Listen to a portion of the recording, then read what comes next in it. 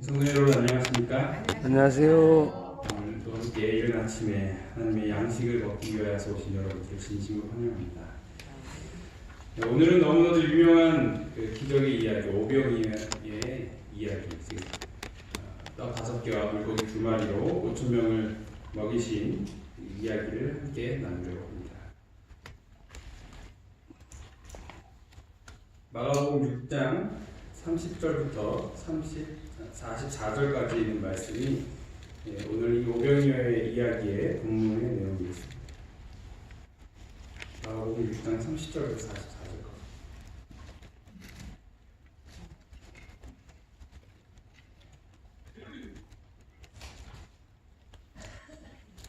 사도들이 예수께 모여 자기들의 행한 것과 가르친 것을 낱낱이 구합니다. 오늘 본문의 시작은 예수님께서 그의 제자들을 12제자들을 둘씩 보내신 다음에 그동안에 일어났었던 이야기들에 대한 보고를 듣는 내용으로 시작합니다. 그들은 둘씩 짝을 이루어서 보내심을 받았습니다. 그들은 최초의 복음 전도자들이었습니다. 12제자를 부르사 둘씩 보내시며 더러운 귀신을 제어하는 권세를 주시고 제자들이 나가서 회개하라 전파하고 많은 귀신을 쫓아내며 많은 병인에게 기름을 발라 주시다. 그리고 그 모든 일을 마치고 이제 돌아와서 예수님께 보고하는 시간이었습니다. 말씀을 나눠주고 온 그들은 몹시 지쳐 있었지만 그들이 경험했던 일들로 인하여서 때로는 흥분된 마음으로 때로는 기쁜 마음으로 그들이 함께 그동안에 있었던 일들을 나누면서 시간을 보내고 있었습니다. 제자들은 예수께 와서 모든 것을 이야기하였다. 그들은 예수와 친밀한 관계를 맺고 있었으므로 용기를 내어 예수 앞에 좋고 굳은 경험들, 즉 저희의 활동의 결과를 보았을 때의 기쁨, 그들의 실패와 과오와 연약으로 인하여 맛본 슬픔을 보고하였다. 그들은 복음 전도자로서 그들의 최초의 사업에서 거를 범하였던 바, 그들의 경험에 대하여 그리스도께 솔직히 말하였을 때 예수께서는 저에게 많은 교훈이 필요하다는 것을 아셨다. 그래서 그들은 그 모든 것들을 보고하고 또 시간을 가진 다음에 더 시간이 필요했었어요. 첫 번째로는 휴식의 시간이 필요했고 또 두 번째로는 그런 이야기를 나누면서 예수님께서 그들에게 또 다른 교훈들을 주시기 위해서 그들은 따로 시간을 내야 했었습니다.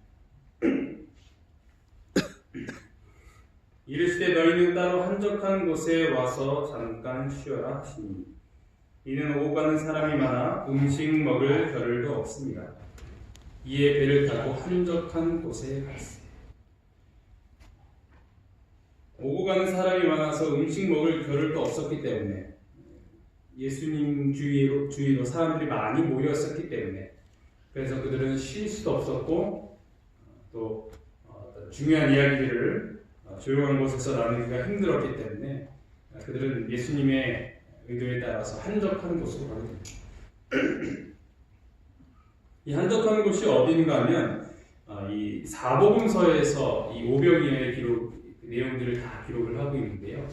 이 오로지 누가복음에서만 한적한 곳이 어디인지를 이야기하고 있습니다. 사도들이 돌아와 자기들의 행한 것을 예수께 구하는데 데리시고 따로 벳세다라는 곳으로 떠나 가셨다라고 기록을 하고 있습니다. 지도를 보면 이 빨간색으로 표시되는 곳이 바로 벳세다예요. 그래서 그들은 여기가 좀 더 한적한 곳이었나 봅니다. 그래서 예수님과 함께 계신 제자들이 배를 타고 건너오게 됐던 것이죠.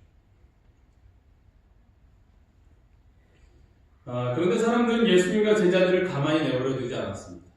어떻게 보면 이 시간은 회의 시간이 될 수 있고, 그렇죠?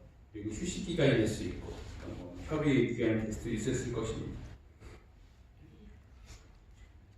그 가는 것을 보고 많은 사람이 저희인 줄 안지라. 모든 고을로부터 도보의 그곳에 달려와 저희보다 먼저 갔다.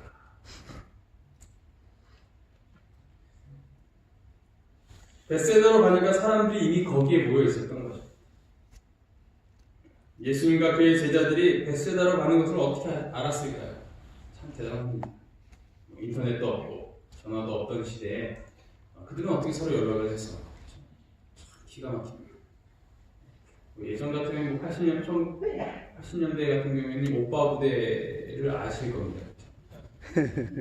보면 항상 오빠 외치면서 그 스타들을 아주 뜨겁게 사모했었던 그런 무대들이 있는데, 그것이 요즘 좀 과해져서 뭐라고 표현을 하냐면 사생팬이라고 합니다. 사생팬. 죽기 살기로 따라다니는 팬들이죠. 그래서 때로는 그들이 이 사생팬에서 스토커로 전락을 하기도 합니다. 그들이 어떤 그 스타가 자기들이 살아가는 그 스타가 스케줄이 어떻게 되고 다음 이동 장소는 어디 있고 이런 것들을 다 꿰뚫고 있어요. 심지어 집이 어디인지도 알고 있어서 밤을 새서 기다리고 선물을 하고, 지역 주민들은 시끄럽다고 못 살겠다고 하고 그런 문제들이 있었습니다. 제가 볼 때는 그 사생팬보다 더한 자들이 바로 이 예수님을 따랐던 자들이 아닌가 생각이 되어집니다. 만약에 그들이 오늘날에 살았더라면 더 예수님을 더 적극적으로 따라다니지 않았을까 생각이 되어집니다. 아마 누군가가 그들이 하는 이야기를 엿들었을 것이고 또 여러 사람들에게 말했었던 것 같습니다. 야, 벳세다로 가신대. 하면서.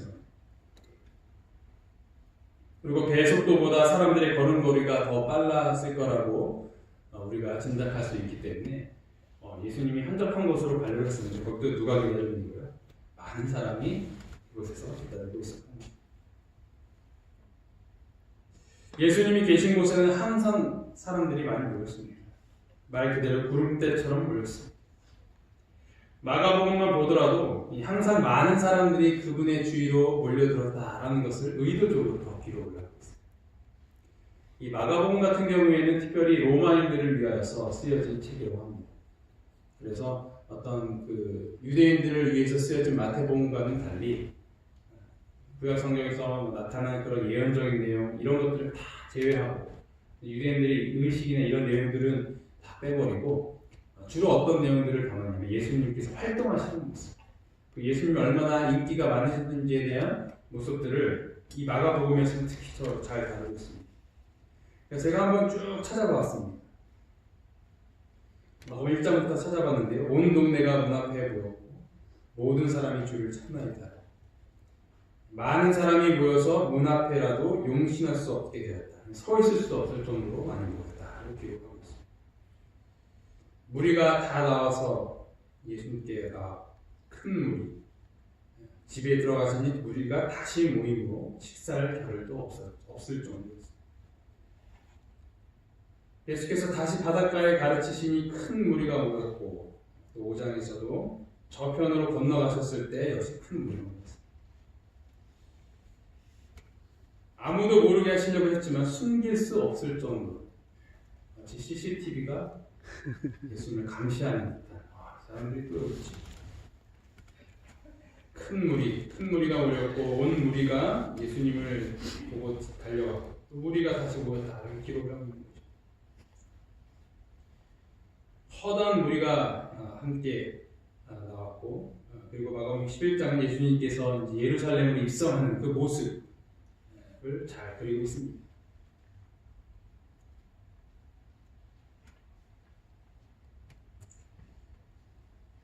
예수님이 서 계신 곳에 사람들이 모였습니다. 이것이 교회가 부흥하는 가장 기본적인 원리인 것입니다. 예수님이 계신 교회라면 그곳에 많은 교인들이 모이게 된다는 것이죠. 예수님이 계신 병원이라면 그곳에 많은 환자들이 모이게 된다는 것입니다. 우리 교회는 예수님이 계십니다. 우리 병원에는 예수님이 계십니다. 예수님이 함께 하시는 교회가 된다면, 병원이 된다면 우리는 부흥에 대하여서 전혀 고민할 필요가 없다는 것이죠. 이 교회가 예수님이 함께 하시는 교회가 될 수 있도록 기도해 주시기 바랍니다. 아멘. 이 병원이 예수님이 예수님이 함께 하시는 병이 될 수 있도록 기도해 주시기 바랍니다. 아멘.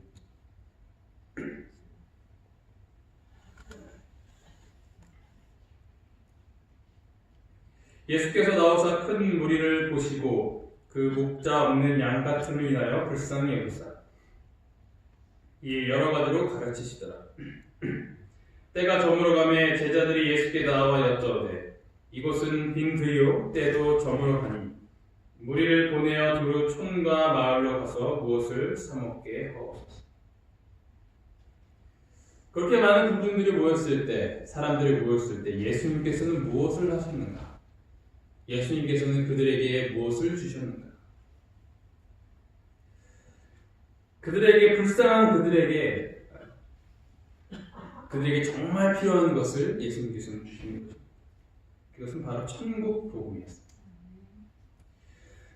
그들에게 그렇게 달콤한 말씀을 주셨을 때 그들은 너무나도 행복해했고 그렇게 수많은 사람들이 모여 있음에도 불구하고 그 어느 누구도 다시 돌아가거나 또 지루해하거나 그러지 않았습니다. 그들은 하루 종일 예수님의 말씀을 듣고 그렇게 보냈습니다. 그런데 그렇게 오래 있었음에도 불구하고 그들은 먹지 못했음에도 불구하고 그들은 배고픔까지 있게 되었던 것입니다. 그들에게 있어 그날은 지상 천국과 같이 생각되었으므로 그들은 식사 시간이 얼마나 오래 지났는지도 까맣게 잊고 있었다. 예수님의 말씀이 얼마나 맛있었으면 밥 먹는 것도 잊을 수 있었을까요? 참 대단하지 않습니까? 우리도 이와 같은 경험을 한다면 얼마나 좋을까요? 말씀이 너무 은혜로워서 밥이 생각나지 않는 그런 경험을 해보신 적 있습니다. 아침밥을 먹어야 되는데 말씀을 읽는 게 너무 좋아서 아침을 걸을 정도로 그런 경험을 해보셨습니까? 우리가 그런 경험들을 한 번씩은 해봐야 돼요. 물론 이 강단에서 선포되는 목사님들의 은혜로운 말씀을 듣는 것도 있지만 우리가 개인적으로 말씀을 펴서 읽는 그 시간에 대한 달콤한 게 있어야 됩니다. 왜냐하면 그것은 바로 예수님께서 직접 주시는 말씀이기 때문에 어떤 사람으로 고쳐서 나오는 말씀이 아니라 직접 하나님께서 나에게 주시는 나만을 위한 말씀이 그 자리에서 이루어지기 때문입니다. 우리는 그런 경험이에요. 어떤 목사님이 말씀이 좋아서 특별한 강사님이 오셔서 그래서 좋은 것도 있겠지만 내가 말씀을 계속 읽었을 때 너무 달콤하여서 이 밥이 생각이 안 나는 거예요. 그 게임 중독되는 사람들은 밥을 잘 안 먹는다고 합니다. 왜냐면 이 뇌에서 이 도파민이 나오기 때문에 밥 먹는 것보다 더 큰 쾌락이 있대요. 그래서 밥 먹는 것 그리고 자는 것 그런 다른 욕구들이 전혀 생각나지 않다고 합니다. 저도 소시적에 밤을 새면서 또 해본 기억이 있을 때 충분히 가능한 일. 그런데 우리가 하나님의 말씀을 읽을 때 더 큰 그 도파민보다 더 강력한 호르몬이 나오지 않을까 생각이 되는 것입니다. 우리가 그런 경험을 해요. 행복한 그 말씀이에요. 그러나 현실은 그렇지가 않을 때가 많이 있죠. 안식일 설교는 몇 시까지 할 때가 가장 힘들어요? 12시까지. 12시가 넘어가는 순간 거기까지. 하지만 예수님이 직접 우리에게 설교를 하신다. 그렇죠? 예수님이 제가 이 자리에서 예수님이 계신다면 하루 종일 말씀을 들어도 행복하지 않을까 생각이 됩니다. 아멘. 하지만 그 일은 재림 이후에나 가능하겠죠. 그래서 우리가 그 재림을 기다리게 되면서 우리가 말씀을 읽고 들을 때 그 말씀을 주시는 분이 사람이 아니라 예수님이라는 것을 우리는 항상 마음속에 기억해요. 저도 오늘은 누가 설교, 김동훈 목사, 담임 목사님 설교. 그 설교자를 가리고 그 뒤에서 말씀을 주시는 예수님을 우리는 기억을 해야 된다는 것이죠. 아멘. 그래서 오늘은 목사님이 말씀하셨네라는 그런 이야기보다는 오늘 이렇게 하나님께서 나에게 특별한 말씀을 주셨네라는 인식을 우리가 할 때마다 우리는 항상 예수님을 만나는 경험을 하게 돼요. 예수님께서 주시는 말씀으로 행복할 수 있는 경험을 하게 될 것입니다. 아멘. 그렇게 육적인 양식보다 영적인 양식을 먼저 채울 수 있는 우리 모두가 되기를 간절히 바랍니다. 아멘. 그렇게 예수님께서는 그들에게 육적인 양식보다 영적인 양식을 먼저 주셨던 것입니다. 대답하여 가라사대 너희가 먹을 것을 주라 하시니 여짜오되 우리가 가서 200데나리온의 떡을 사다 먹이리까. 이르시되 너에게 떡 몇 개나 있느냐 가서 보라 하시니 알아보고 가로되 떡 5개와 물고기 2마리가 있더이다 하고 제자들을 명하사 그 모든 사람으로 떼를 지어 푸른 잔디 위에 앉게 하시니 때로 혹 100, 혹 100씩, 혹 50씩 앉은지라. 예수께서 떡 5개와 물고기 2마리를 가지사 하늘을 우러러 축사하시고 떡을 떼어 제자들에게 주어 사람들 앞에 놓게 하시고 또 물고기 2마리 모든 사람에게 2마리도 모든 사람에게 나눠 주심에 다 배불리 먹고 이 떡 5개와 물고기 2마리로 거기에 모여있는 모든 사람들의 양식을 채워주시는 것을 우리가 확인을 할 수 있는 것입니다. 여기 남자들만 5,000명이라고 기록을 하고 있으니 그 5,000명 가운데 속해 있지 않은 이 여자들과 또 어린아이들까지 합치게 된다면 좋게 10,000명 이상, 15,000명까지 가능한 그런 숫자라고 우리는 짐작을 할 수 있는 것입니다. 그렇게 많은 사람들에게 예수님께서는 기적을 베풀어 주셨던 것입니다. 예수님은 이 기적을 통하여 사람들에게 가르치시려고 했었던 실물 교훈은 무엇이옵니까? 요한복음 6장에서는 그 오병이어의 이야기를 기록한 뒤에 예수님께서 그 일을 회상하시면서 제자들에게 이렇게 말씀하십니다.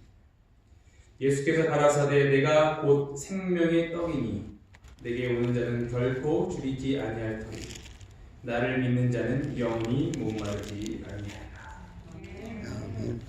이것이 예수님께서 그들에게 주시고 싶으신 말씀이었던 것입니다.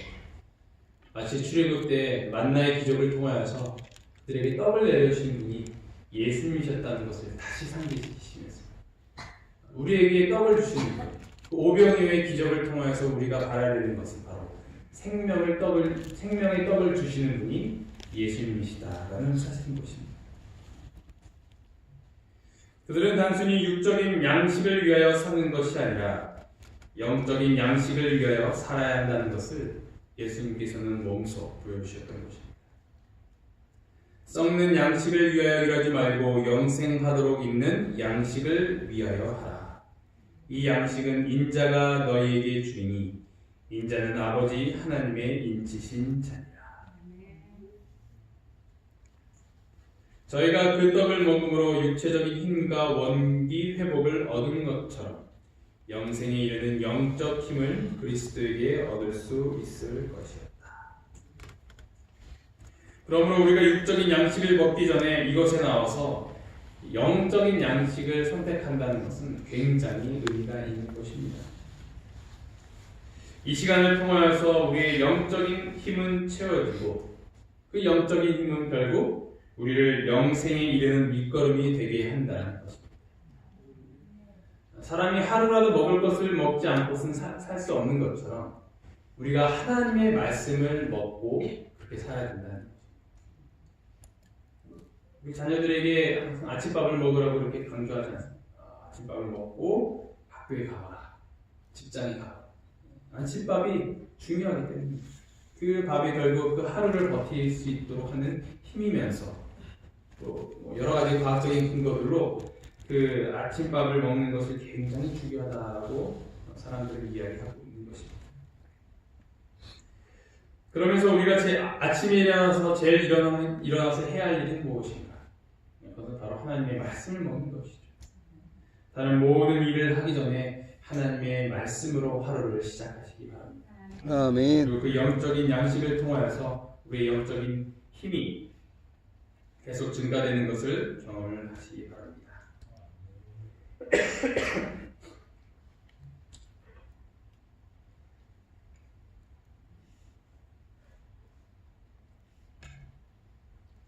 남은 떡 조각과 물고기 12바구니에 차게 거두었으며 떡을 먹은 남자가 5,000명이었다.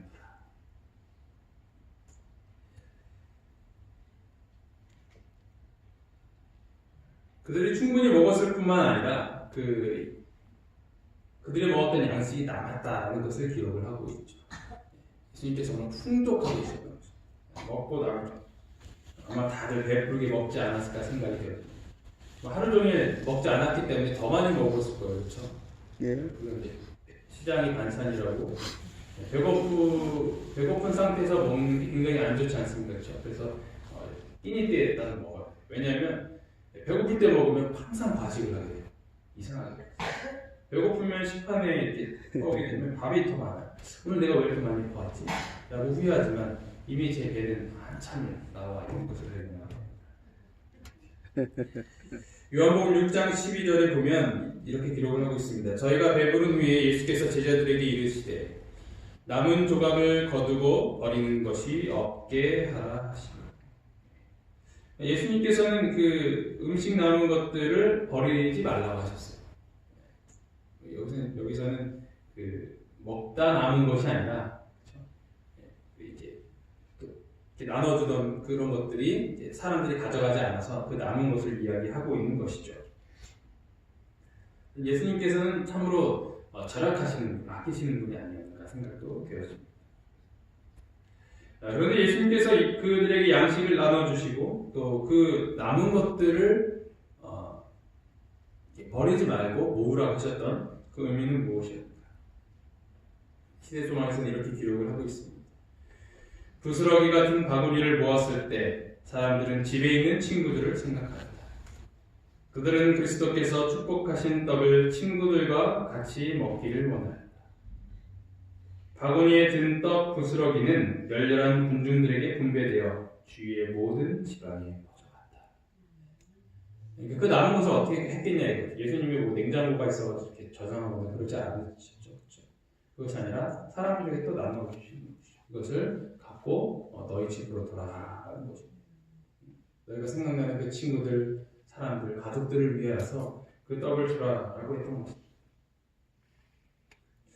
그리스도께서는 아버지에게 받아 제자들에게 나누어 주셨으며 제자들은 무리들에게 나누어 주었고 무리들은 상호간에 나누어 주었다.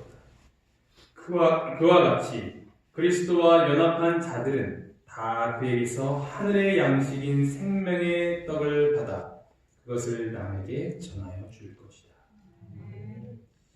이것이 예수님께서 그들에게 주신 귀중한 교훈이라는 것입니다. 너희들만 여기서 배부르게 먹지 말고 이 남은 음식을 갖고 가서 너희 가족들에게 주라는 것이죠.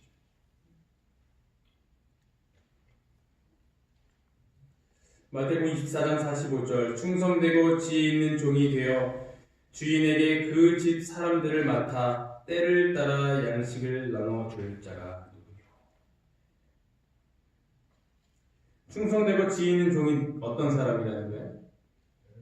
때를 따라 양식을 나눠주는 종이 그 종이 충성된 종이다 하는 것입니다. 우리가 오늘 이 시간 정말 예수님의 충성된 종으로 남기 위해서 우리가 해야 할 일이 무엇인지 오늘 말씀을 통해서 알 수 있는 것입니다.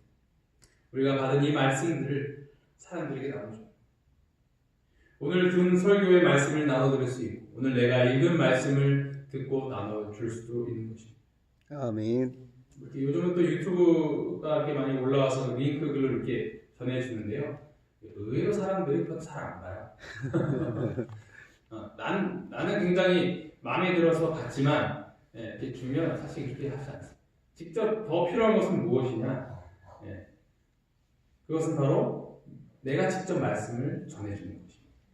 멀리 있는 사람들은 또 이렇게 그런 스마트폰을 이용하여서 또 꼭 들어보라고 권해줄 수 있지만 가까운 사람들에게는 그 있었던 말씀을 이렇게 나눠줍니다.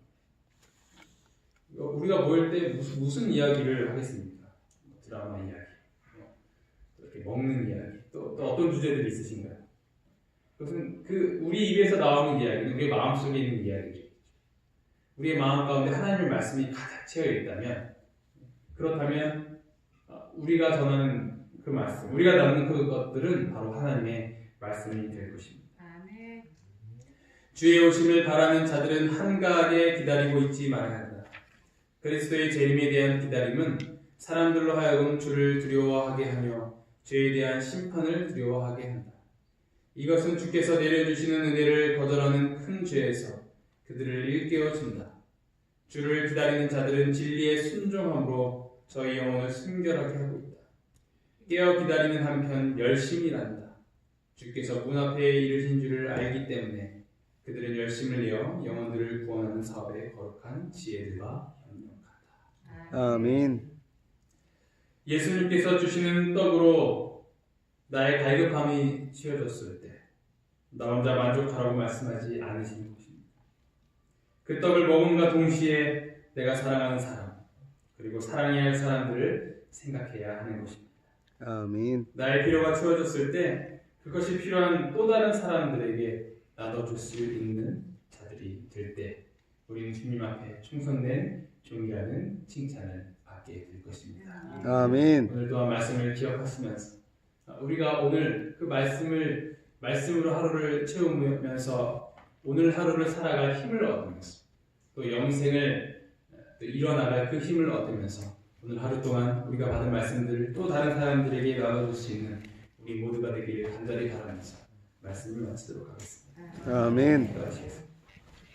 하늘 계신 하나님 아버지, 오늘 저희가 오병이어의 기적을 통하여서 우리 삶 가운데 육적인 양식을 채우기 전에 먼저 영적인 양식을 채워주신 예수님의 모습을 보았습니다. 아멘. 아버지, 저희가 가장 중요한 양식이 무엇인지를 기억하며 그것을 먼저 먹을 수 있는 저희 모두가 될 수 있도록 인도하여 주시옵소서. 아멘. 주가 이렇게 새벽에 나와서 하나님의 말씀을 들을 수 있는 시간과 그리고 그 의지를 주심에 참으로 감사합니다. 아멘. 오늘 저희가 이 받은 말씀들을 예수님께서 나눠주신 그 떡을 또 다른 사람들에게 나누어주고 그들과 함께함으로써 그들도 또한 배불리 먹을 수 있도록 그렇게 사람들을 사랑할 수 있도록 저희들을 인도하여 주시옵소서. 아멘. 이 모든 말씀 예수 그리스도의 이름으로 간절히 기도합니다. 아멘.